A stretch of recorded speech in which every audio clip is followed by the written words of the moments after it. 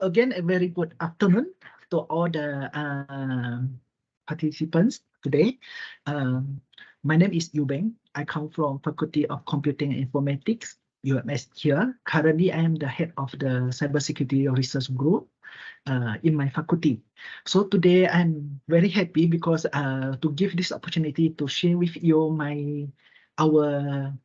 me and my team, the research work on the name data networking. Okay, the NDN, name data networking, a future internet architecture and its security.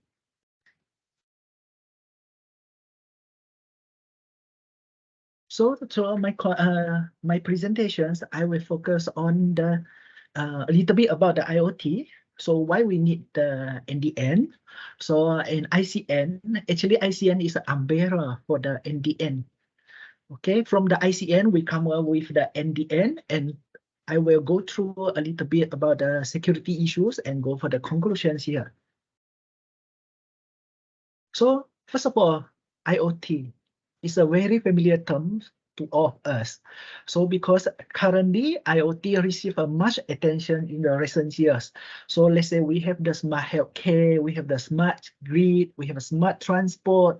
So especially in the OneNet, the vehicle area network, we have the smart environment, smart home, smart city. So we use the handphone to connect to the sensor, how to switch on the light, switch on the fan, switch on the aircon before we reach home, and so on and so forth. So from this thing, we can see this IoT actually provide the global access, okay, to services and also the informations offered by the billions of the historical devices. Okay, we can range from our mobile, which is a resource constraints, to the powerful devices here. So because we need the network, to connect to the sensor, okay, to connect to the sensor, to control the sensor, that's why we need the IP address. So from the research of, from the source, internet was that here, as of March 2021, the internet user is around 5.16 billion, is around 65.5% of the population here. Okay, due to the growth of the internet users here, so we can notice that actually we have three critical issues we can categorize in our current internet infrastructure, which are security, mobility, and also the scalability. So from the security side, so from a source that stated below here.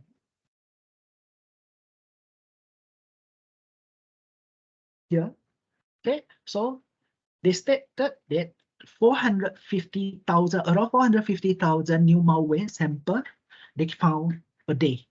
Okay, this is reported 2021. Okay, and also the hacker attacks that can be found every 39 seconds. They happen one attack. So for the big company, they used to spend around 1 trillion between 2017 to 2021. Is around 200 billion per year to cover or to handle this kind of the security issues. Okay, so from the perspective of the mobility here, so the mobile data traffic has grown as well for the 18th over for the past 5 years. Then for the scalability, so the internet traffic per person per month is around 57 gig per month. So like us, we are the internet user, we use around 57 gig per month. Okay, and also the number of network device and connections per person is around 3.6. So I think some of us maybe more than that, more than 3.6, because let's say we have the smartwatch, we have the smartphone. Some of the users, they might have more than one or more than two handphone. Then they have the personal, what I call it, the personal computer devices, laptop, desktop, and so on, and tablet. So all are internet users. Okay, so I think this number should be increased. It's no longer 3.6, it's more than that. Okay, so due to this, a lot of the effort have been made. Okay, a lot of the functions have been added and patches in the original or existing internet architecture. Okay, and also the layers have been inserted in the current OSI into operations. Okay, so now is the time. Now is the time to build a new internet from the scratch. So from 2005, from 2005, from the USA, they already come up with the National Science Foundation's workshop here. Then after that, the next year, 2006, the Korea Committee start with the Future Internet Forum. Then 2007, you have the European Union. They also look for this kind of the trend. We need the future internet architecture here. So they come up with the framework program to organize, to discuss about this thing. Then from the Asia side, especially in Japan, so they have the Future Internet Forum, Next Generation Network Forum, and so on and so forth. So at the end, in 2010, the Future Internet has come out. We call it as a ICN, Information-Centric Network. Okay, ICN, Information-Centric Networking, actually is an approach, okay, to evolve the internet infrastructure to directly support the accessing named data object as a first-order network service. So instead of using IP, so this kind of the network, I mean ICN, they will use the named data object as the source. So that's why this kind of the object has become independent. They're free from the constraints of the locations, applications, as well as storage, and allowing for the inexpensive and ubiquitous in network content caching and duplications. Because from the router itself will cache the content. So we no need to request. We no need to request the data or the information we need from the data source anymore. So the expected benefit are improved efficiency and security, better scalability with respect to the information and bandwidth demands. Okay, so as I explained just now, ICN actually is evolutions from the existing architecture. So from the IP address host-centric network IP architecture, before we send to anyone, we need to know their IP address. But now it's go for the information-centric network of architecture. So in this architecture, they more focus on the naming data. From the location of the host, the IP address, we go for the naming data. So where the data is located, to what kind of the data you are requesting for. So as long as you know what kind of the data you need it, you request, you send the packet. So supposedly the network can return back the information or the data you need. So in the conventional nature IP, you can see the IP address, the source address, the destination address, all are embodied in the data diagram here. Or embodied in the data diagram here. Okay, this one is the traditional one, is as what you know. Okay, so but the ICN, Information-Centric Network, they generalize the internet architectures. So they're removing all the restriction here. So because first of all, we also running out of the IP address. That's why we have the thundering in the between IPv4 and IPv6. Then we go for the IPv6. Now this one ICN come out because we want to try to remove all the restriction here. So the name in NDN data diagram are actually hierarchically structured. Okay, hierarchical structures. So let's say you can see there's a name from the UT, video, A, and so on. So we have the data name and also the source address list. That means we are no longer using the source address, but instead of we are using the data name. Okay. So this one is more clearer. So we can see the internet. last time the IP, we have the IP address, but we replace the source IP and destination IP to the name of the data itself, not the location. Okay, this table actually shows us the comparison between the internet and also the ICN. So from the perspective of the naming, from the naming, previously we defined the host topological positions. We need to know the IP address, but for the ICN, we only need to know the content. What kind of the content you need it, regardless its locations or representations. So for the routing, so it's between the host using the IP address, then ICN, we are using the name resolutions entity here. For the caching, so this one, for the host centric or the IP, last time we have the specific caching points. So where we keep the data and so on. But in this ICN, actually they expect every node. Nodes here can refer to the router. Okay, can be referred to the router. The router will cache all the content passing through it. Okay, passing through the router, they will cache it. Okay, so from the security side, so there's we need to secure the communication channel between the host, while in ICN, the most important thing is we need to secure the content itself. We need to secure the content itself from the few perspective. Later I will discuss about this thing, about the security. So, and also the API from the host centric is to send data to a specific address, while for the ICN is a publish and subscribe content here. Okay, so from the ICN, as I say, ICN actually is a big umbrella. So from the ICN, we have the CCN, content-centric network. Content-centric network. So from the CCN, after they evolve and so on, they come up with the enhanced version. We call it as a name data networking, NDN. NDN, name data networking. This is a naming system. Okay, so from this one, you can see they are using the data name. They're using the data name. So we can see these are hierarchical structures. So from here, we have the starting with the global routable network segment. Then after that, applications. Then we go for the protocol. Then we can go for the particular sensor name or the device name.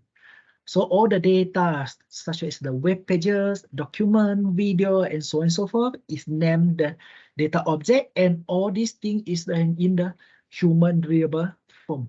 It's more easier for us. So let's say we can see this example here. So we have the example here. So we have the domain location here, like UMS, the KK campus. Then we have the functions. Let's say the functions and also the point, the access point here. So like a sensor, we have the lighting, switch on, and also the off, the IoT informations here.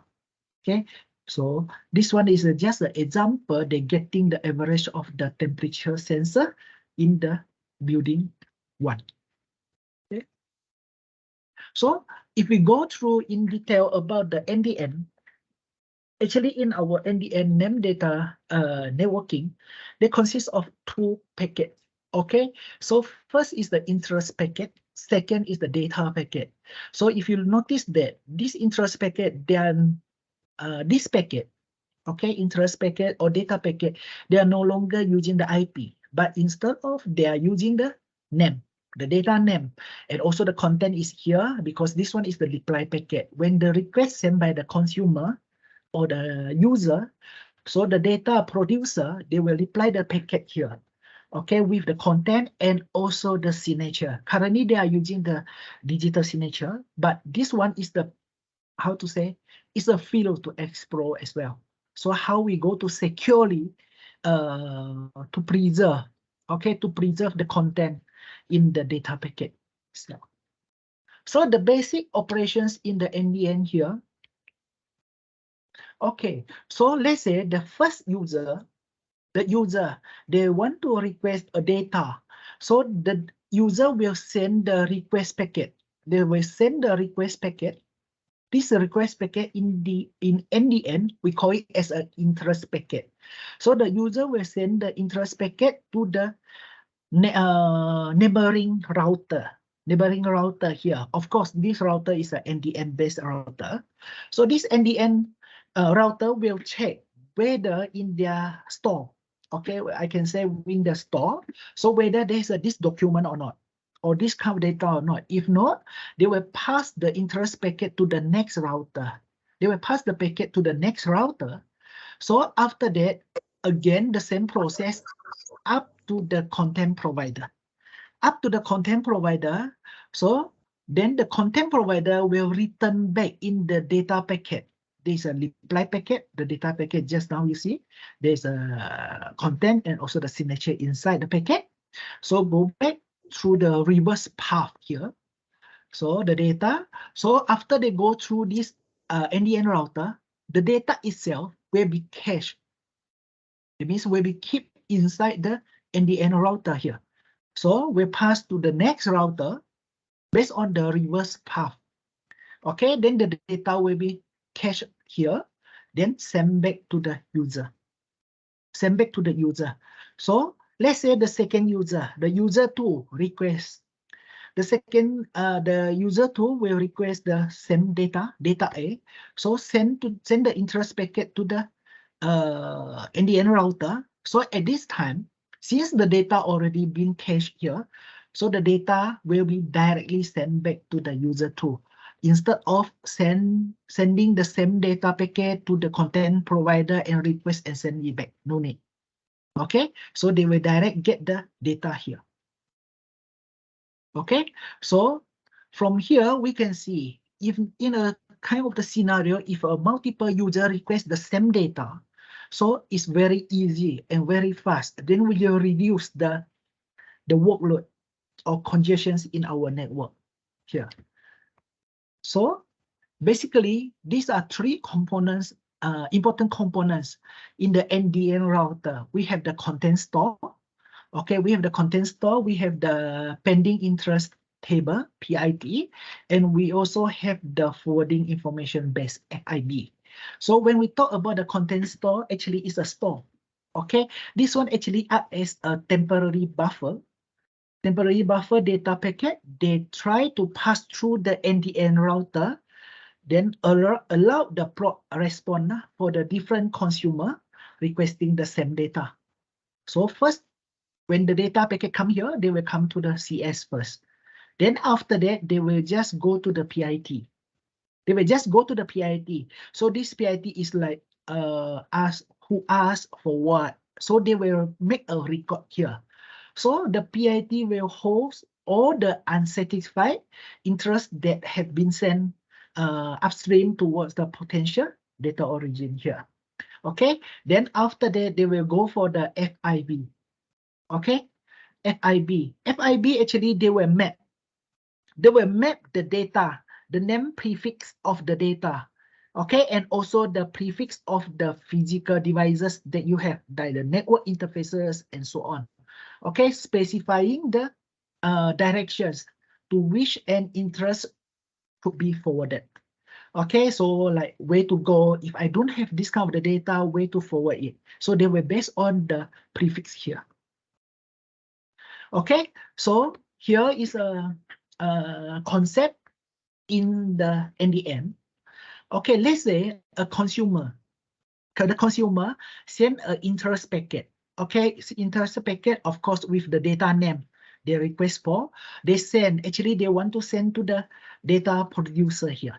They want to send to the data producer here.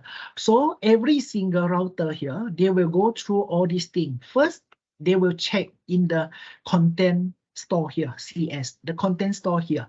If the data is there, then this content store, the CS, will directly reply the data packet sent back to the consumer. Then the scenario done, close. Okay, but unfortunately, if the record is not there, so they will pass to the PIT.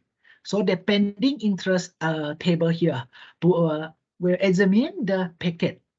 So this one, they will check it. So of course, if not, if not there, if not in the table there, okay, if not in the table there, the record is not there, they will add up a new entry, okay, to record the incoming phase and so on. Why? Because after they receive the packet, this router have to send back through the reverse path to the requester, to the user.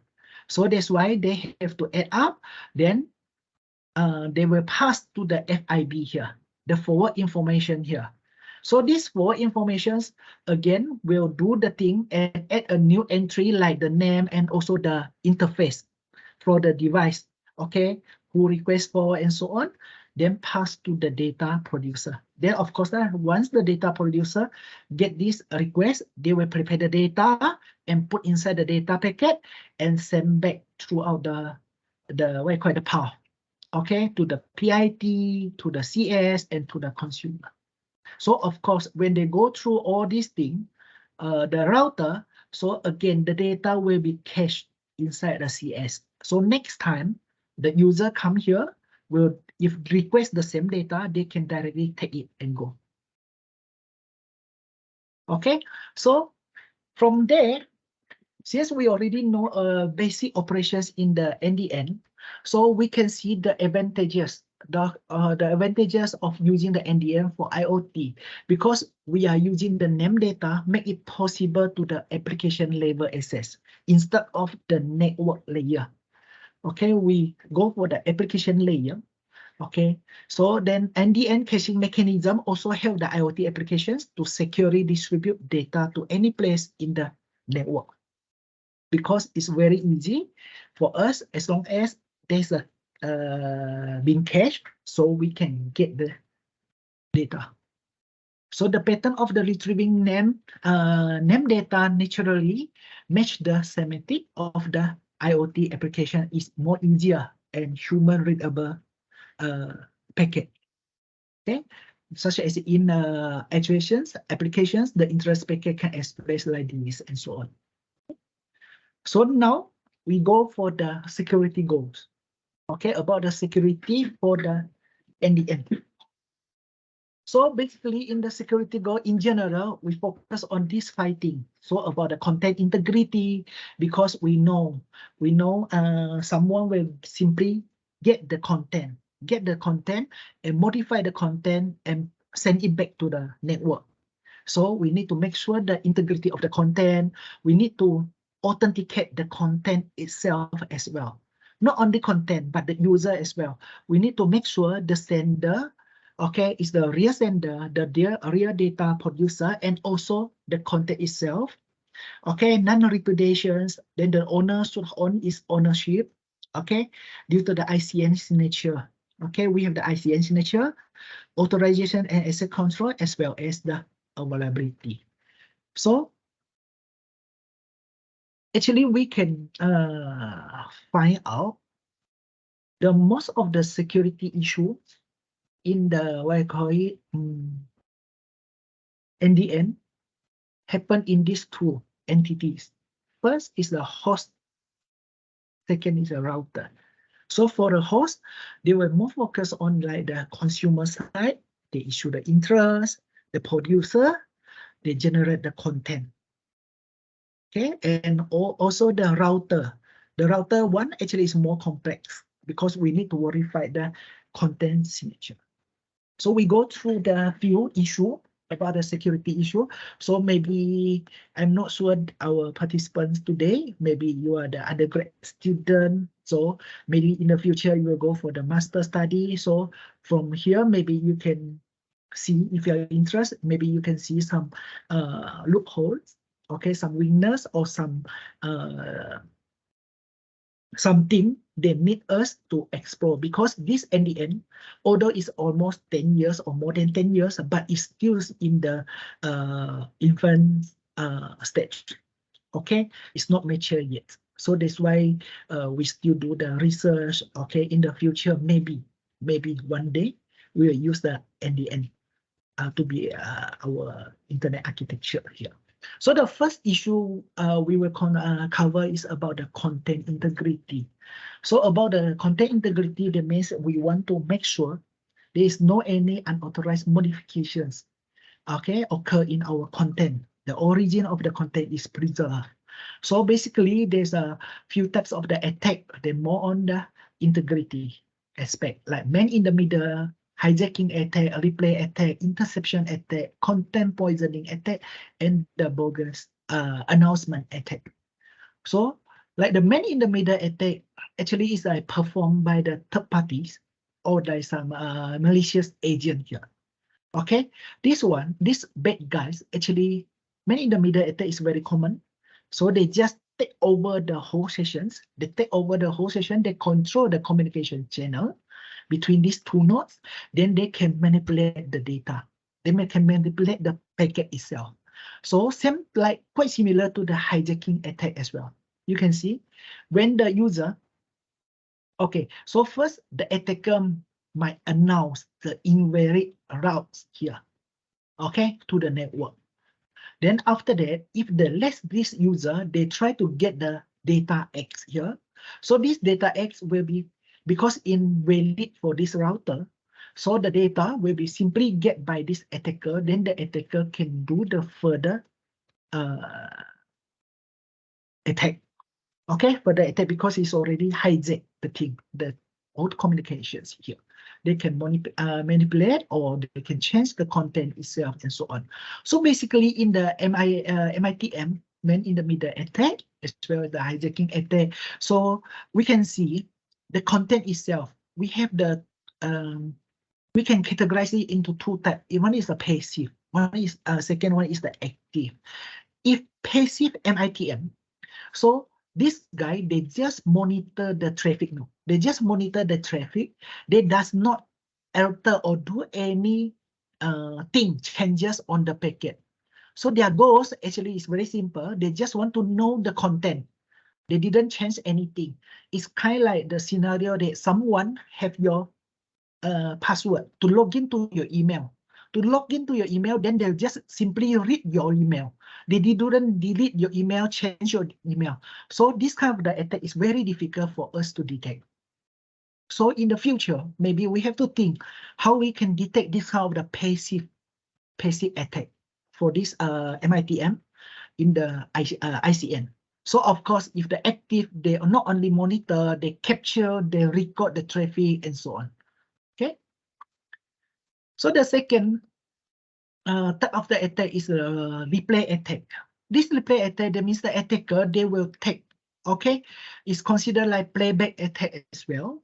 So the attacker, they will capture the packet, okay, capture the packet, then they will modify it, then they will send back to the server or send back to the requester.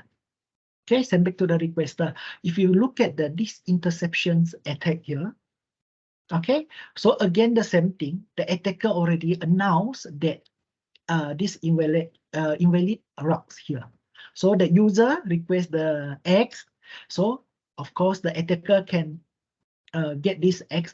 So like this one is a continuous from the just now, the hijacking attack. So from here, by using the request, the interest packet, this attacker send to the next router. Send to the next router in order to get the X. So let's say the X is already been cached in this router. So the X, the data X, will send back to the requester. In this case, is the attacker. So the attacker will get this X, then attacker can get the informations and send back to the user. Okay, send back to the user. But of course, the attacker already know the content.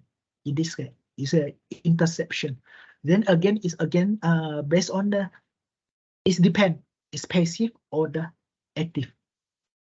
Okay, the next one is about the content poisoning attack. So this content poisoning attack, that means the attacker, okay, the attacker will hijack or they will intrude to this router. Okay, they will poison the network. They will poison the network here. So by inserting the bogus object into the router cache here. Okay, so that means when the valid interest packet come in, okay, maybe it will not be entertained here. Okay, will not be entertained here. So same to the This one bogus announcement attack here again. So like the attacker, they will announce. Okay, they will announce actually this router. Okay, the X frequency actually is greater than the content request. So it's no more. So when this X try to retrieve or try to request the data X, so this user cannot get it. The user cannot get it. So basically, the poison content in this in this kind of the attack. So there's two types. First is a corrupted one. The corrupted, that means the content is there, but lack of the necessary nature info. So that's why the verifications will be failed. The verification will be failed at the user side. So at the user side fail, so that means it's more easier for us to detect. So this kind of the issue is quite simple or easily to tackle. Okay, compared to the fake content. Fake content, that means the content is there. They have the enough or adequate necessary signature info. So the verification succeeds. The verification succeeds, but the content itself. So in this case, it's very hard for us to detect. Okay, so for the fake content. So next we go for the second issue that I would like to share to you about the privacy. So in this privacy, one of my students is doing this about the privacy, is about the user privacy and also the data integrity. This way under the grant, FRGS grant. So in the privacy, for these privacy challenges, we can categorize in the 4 aspects here. First is the name privacy. As you know, right, the NDN names are readable by the human. So everyone know about the content. So maybe in this case, you will accidentally review the important information about your content. Okay, this is a name policy. So second is about the content name privacy. Sorry, content privacy. So content privacy. So as we know, the content actually is being cached throughout the network, cached in the router. So that means anyone in the network, they can make the request. They can make the request to get this kind of the informations. Okay, this is a content privacy. Then also the cache privacy. The cache privacy, that means is related to the timing informations. So from there, how we can prevent the attacker to determine the frequency or how frequent or how the interval, okay, the time interval you access to the router and to get the data, and also to prevent the attacker to discover the cache hits. Okay, so the last below list about the signature privacy here. So this signature privacy, so as you know, in the data packet, we have the digital signature. Then this one actually is open to the publicly verifier. So of course, they will disclose or they will reveal the sensitive informations about the identity of the signer here. So all these things, I think in the future, there's a lot of things we can explore. Then we might do research on this thing, okay, about the privacy. So the next is about the availability. So this figure I take from this paper, okay, a survey of security attack in the ICN, okay, back to 2015 here. So you can see they categorize the ICN attack in the naming, routing, caching, and resources. So from here, I will more focus on the routing here from the network side. So especially the DDoS, denial of service attack. So the focus actually is try to fail the state consistency. That means they will try to exhaust the resource, okay, and poisonous the injections of the path and also the name itself. So they will create the flooding in the network, okay, to make it like denial of service. So there's a focus on the availability. Okay, so if we talk about the availability, this one is one of my research work. We work with my master student. We focus on one of the attack is the interest flooding attack. Okay, IFA. Okay, interest flooding attack. This interest flooding attack can be categorized into two. First is the non-coercive interest flooding attack. This one is a NCFA. This NCFA is very common. Later I will explain to you what is the NCFA. So another type is the CFA. This CFA actually is it's quite hard for us to detect. So it's called as collusive interest flooding attack here. So NCFA is just a normal thing, like the attacker. Okay, so the attacker, they just focus on the data producer here. So they just focus on the data producer here. So in this NCFA, the attacker usually they will send a series of the unspecified interest to the neighboring router here. So when this interest packet come to the router, so they will go for the PIT. Then after this, from this router, they will pass to the next router and so on and so forth until the data producer. So as I say, the interest packet actually is unspecified.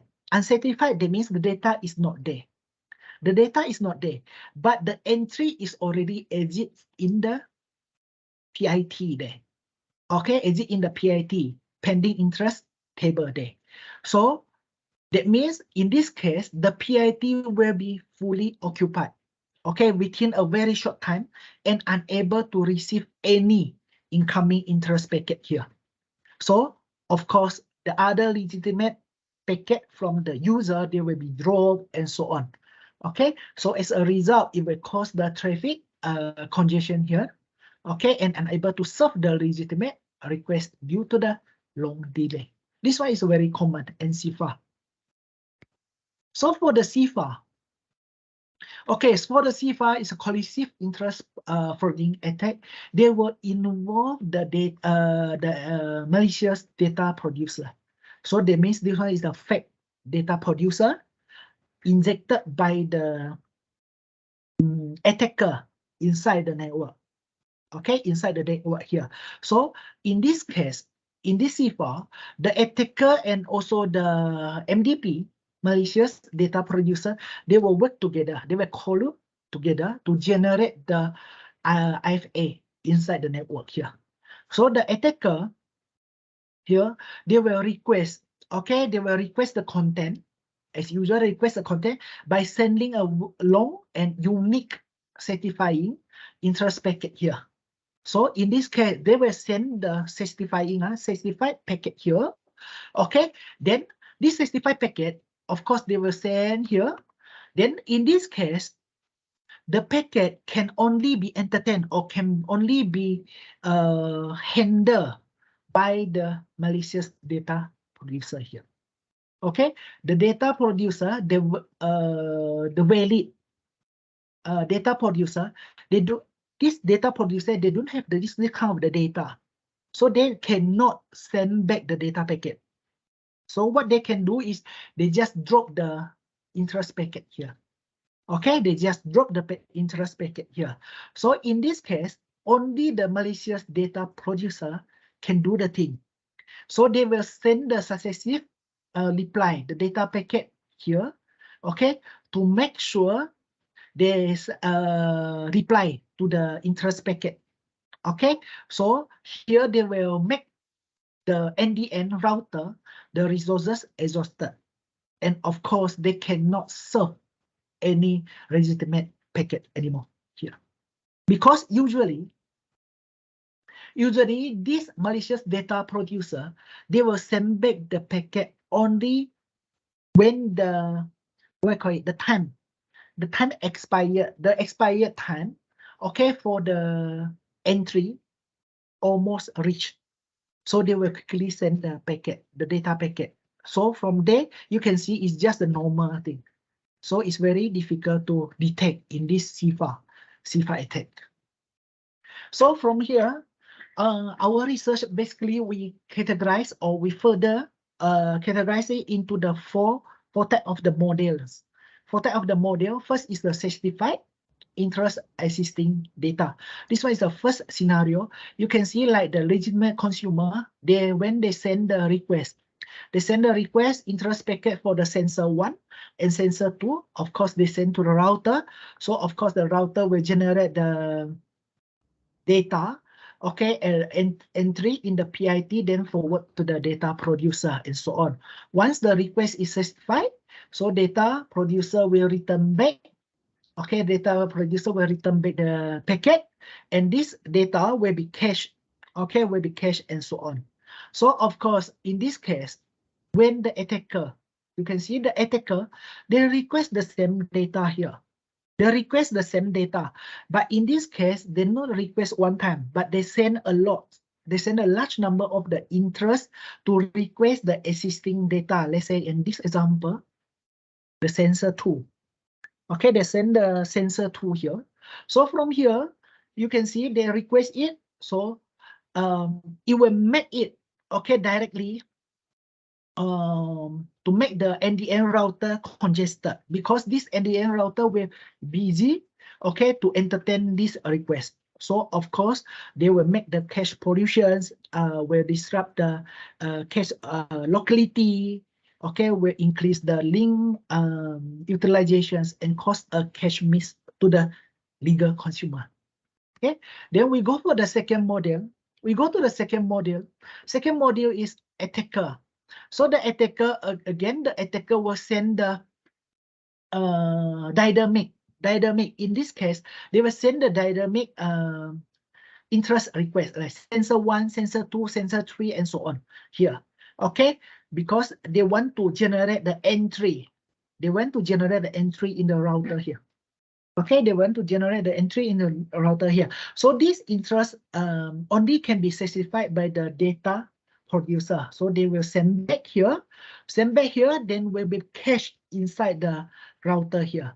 But due to the very high requesting rate, so in this case, the legitimate user, consumer, unable to generate the entry.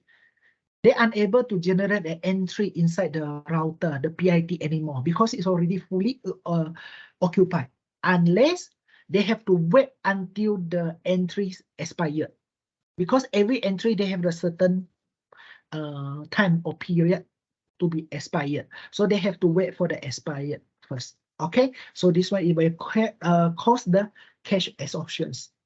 So the third one is unspecified interest, non-existing existent data. Okay, UIND.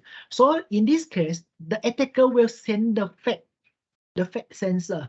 So that means the thing will is not happen. It's not happen. So they will send the request here. So they will send the request here. So the fake sensor, and so the request 1 and 2 and so on.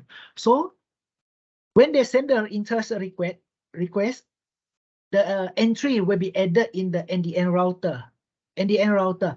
But unfortunately, in this case, the data producer cannot give the request packet here because the data is not there. It's a fake sensor. They request for this one is example fake sensor data. Okay, so data producer cannot give the data.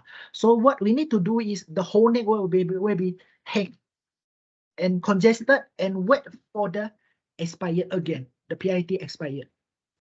Okay, so again, the consumer cannot send their packet here anymore. So the last module we categorize is more on like CIFAR. Okay, it's more on like CIFAR here. So as I explained just now in the CIFAR, okay, so this one we call it as MIAND, malicious interest non-existent data.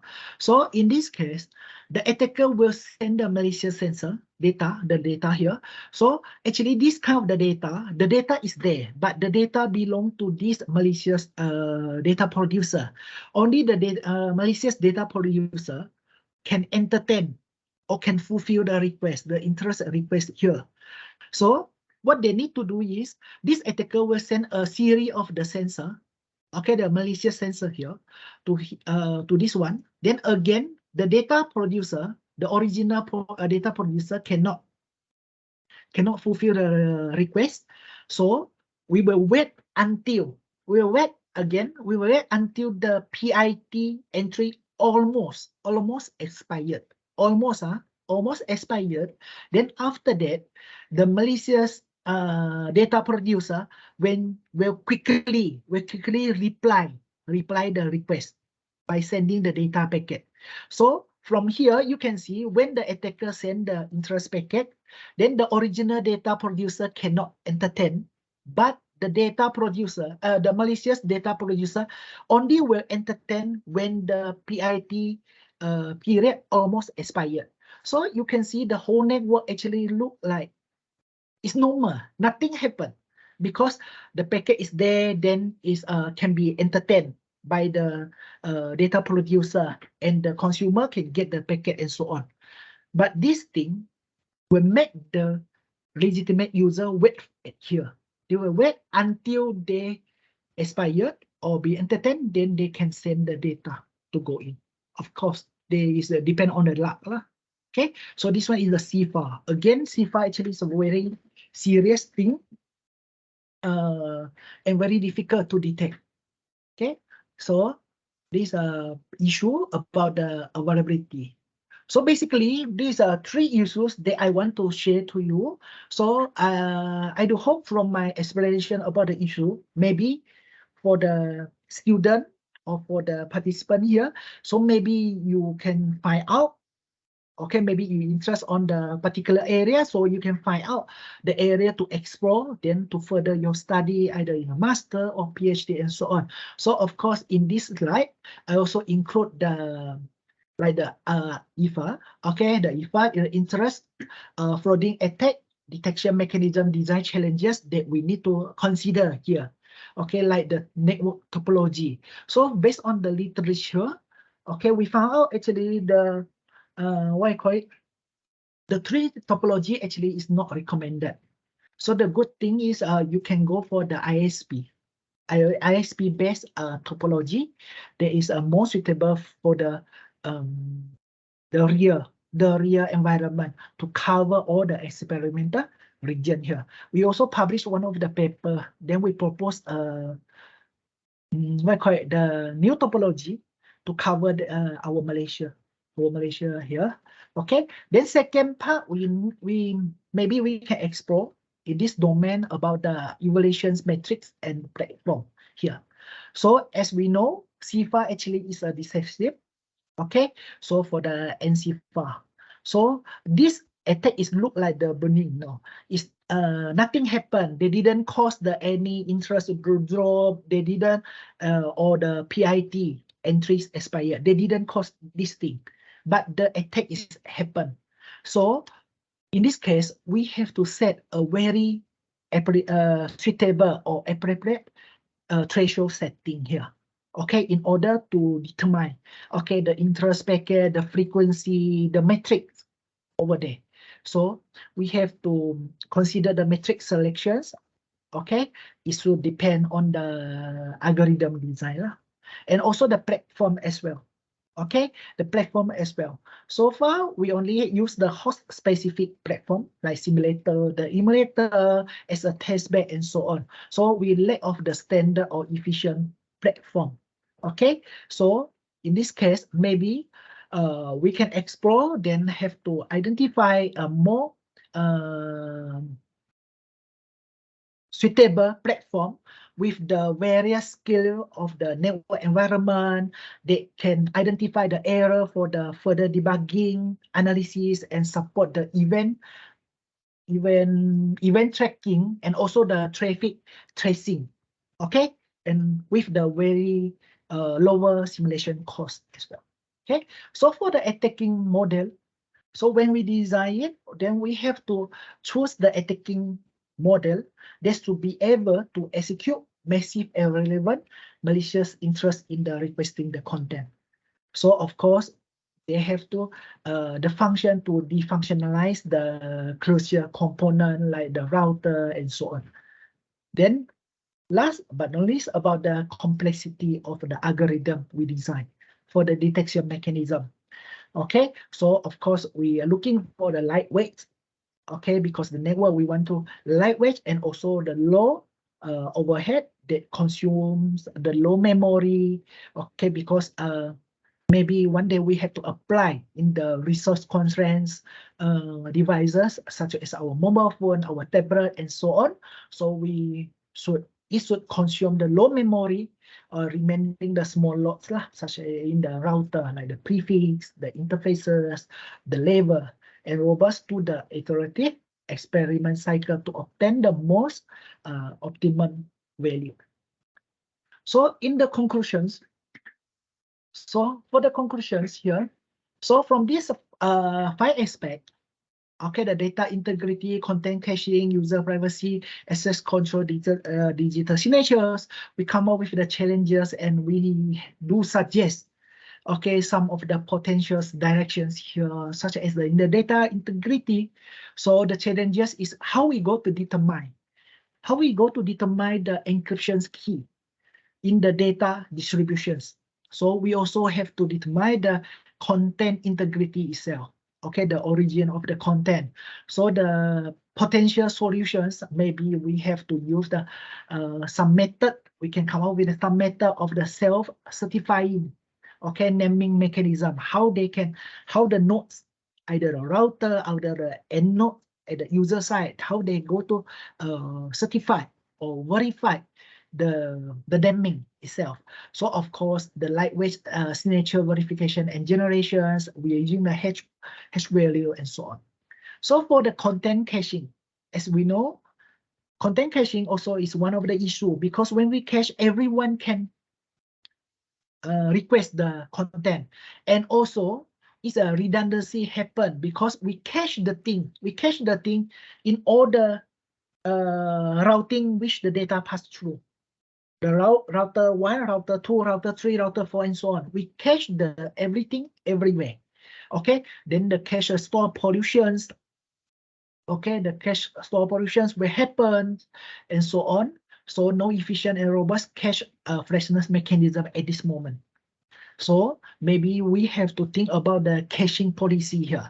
Okay, the caching policy here to decide which content we need to be cached and how long we have to keep this kind of the content. And also the verification of the content. Let's say, example, we can using the blockchain technology and so on. But blockchain technology is considered is quite heavy. But we will try. Okay, my student is doing. Then we are trying to mix with the other method in the blockchains, so we can see. Okay, so and user privacy, this is another issue that we are focusing on. So at this moment, we focus on the data integrity and user privacy under my FRG AG1. So the user privacy as well, because when you request you send the interest packet, you request it. So of course, they will know who request it and also what kind of the information you request for, the content name. Okay, so from the content name, we can detect, okay, we can identify the user. So from the timing attack as well, we can find out the cache privacy has been disclosed. So the potential solutions, maybe we have the encrypted the naming mechanism, but encrypted the naming mechanism again, back to here. We have to think about the key, how we encrypt it, how we pass the key to others and so on, the key distribution issue here. Okay, the privacy preserving by using the blockchains and so on. Okay, then the access control, anyone can access. Anyone can access to the router, okay, to request the thing. The router is easily accessible. So how?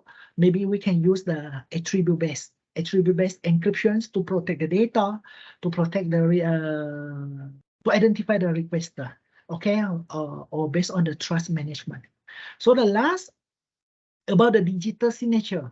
Okay, as you know, in the data packet, we have the digital signature. So digital signature actually is help us, okay, to identify, okay, or to preserve or to maintain the non-repudiation here. Okay, so of course, we have to think about that. So we have to make sure it's a lightweight and resource conserving. So maybe the ECC, okay, the elliptic curve encryptions can be used. Okay, this one is all just the suggestions. Okay, maybe for those who are interested, so maybe you can, based on these challenges, you can go to do more explore. about this field. Okay, so before I end my presentations, this is the some of the works related to the security issues in the NDN that we are working for. Then has been published in the paper. There's IEEE IETE technical review. Then this is JSTEC from the Taylor University. This is from the Indonesia IJECE. So you have freely go to view and so on. So I think that's all. With that, I end my presentations. So after that, maybe we have a Q&A. So thank you. Thank you.